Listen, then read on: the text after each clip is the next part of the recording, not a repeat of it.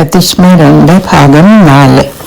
Orthodox ബൈബിളിലും നമ്മുടെ സത്യവേദ പുസ്തകത്തിലും നമ്പറിന് 9-ാം അധ്യായം കഴിഞ്ഞ് വ്യത്യാസമുണ്ട്.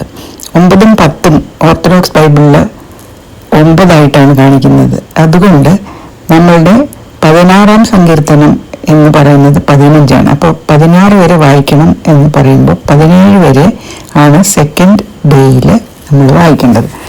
അപ്പോൾ ഇത് സങ്കീർത്തനം 17. ദാവീദിന്റെ ഒരു പ്രാർത്ഥന.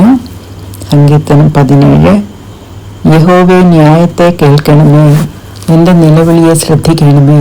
കപടമില്ലാത്ത അധരങ്ങളിൽ നിന്നുള്ള എൻ്റെ പ്രാർത്ഥനയെ ചെവിക്കൊള്ളണമേ. എനിക്കുള്ള വിധി നിന്റെ സന്നിധിയിൽ നിന്ന് പുറപ്പെടട്ടെ. നിന്റെ കണ്ണ് നേർ കാണുമാറാകട്ടെ. നീ എൻ്റെ ഹൃദയത്തെ ശോധന ചെയ്തു, രാത്രിയിൽ എന്നെ സന്ദർശിച്ചു. നീ എന്നെ പരീക്ഷിച്ചു, ദുരുദ്ദേശമൊന്നും കണ്ടെത്തുന്നില്ല. എൻ്റെ വായി ലംഘനം ചെയ്യുകയില്ല എന്ന് ഞാൻ ഉറച്ചിരിക്കുന്നു. മനുഷ്യരുടെ പ്രവൃത്തികളെ കണ്ടിട്ട് ഞാൻ നിന്റെ അധരങ്ങളുടെ വചനത്താൽ നിഷ്ഠൂരന്റെ പാതകളെ സൂക്ഷിച്ച് ഒഴിഞ്ഞിരിക്കുന്നു. എൻ്റെ നടപ്പ് നിന്റെ ചുവടുകളിൽ തന്നെ ആയിരുന്നു. എൻ്റെ കാൽ വഴുതിയതും ഇല്ല. ദൈവമേ, ഞാൻ നിന്നോട് അപേക്ഷിച്ചിരിക്കുന്നു, നീ എനിക്ക് ഉത്തരമരുളുമല്ലോ. നിന്റെ ചെവിയെങ്കിലേക്ക് ചായ്ച്ച് എൻ്റെ അപേക്ഷ കേൾക്കണമേ. നിന്നെ ശരണമാക്കുന്നവരെ അവരോട് എതിർക്കുന്നവരുടെ കയ്യിൽ നിന്ന് നിന്നെ വലം കൈയാൽ രക്ഷിക്കുന്നവനായുള്ളവേ, നിന്റെ അത്ഭുത കാരുണ്യം കാണിക്കണമേ. കണ്ണിന്റെ കൃഷ്ണമണി പോലെ എന്നെ കാക്കണമേ.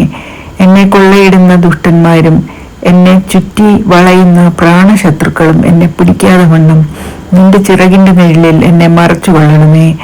അവർ തങ്ങളുടെ ഹൃദയത്തെ അടച്ചിരിക്കുന്നു, വായ് കൊണ്ട് വമ്പ് പറയുന്നു. അവർ ഇപ്പോൾ ഞങ്ങളുടെ കാലടി തുടർന്ന് ഞങ്ങളെ വളഞ്ഞിരിക്കുന്നു. ഞങ്ങളെ നിലത്ത് തള്ളിയിടുവാൻ ദൃഷ്ടി വയ്ക്കുന്നു.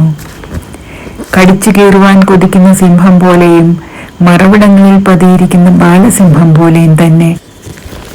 യഹോവേ, എഴുന്നേറ്റ് അവനോട് എതിർത്ത് അവനെ തള്ളിയിടണമേ. യഹോവേ, എൻ്റെ പ്രാണനെ നിന്റെ വാൾ കൊണ്ട് ദുഷ്ടന്റെ കയ്യിൽ നിന്നും തൃക്കൈ കൊണ്ട് ലൗകിക പുരുഷന്മാരുടെ വശത്ത് നിന്നും വിടുവിക്കണമേ. അവരുടെ ഓഹരി ആയുസ്സിലത്രേ.